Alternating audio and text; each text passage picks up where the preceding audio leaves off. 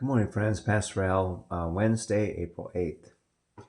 So, where do you go when trouble comes?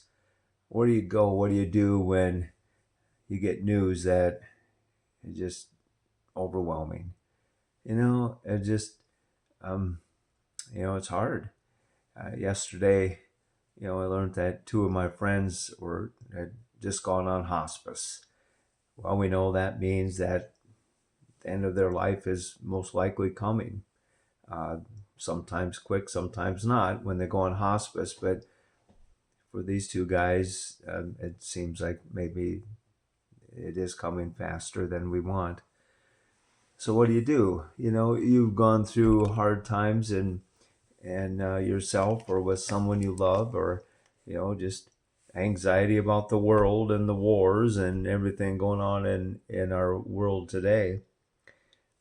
Well, God says in Psalm 121, or rather David said, I will lift up my eyes to the hills. Where does my help come from? Maybe you've asked that question. Well, the answer is verse 2. My help comes from the Lord, the maker of heaven and earth. You still go through the problem. You still have the concern. You still have the grief and the challenges of life. But our God never leaves us, never forsakes us.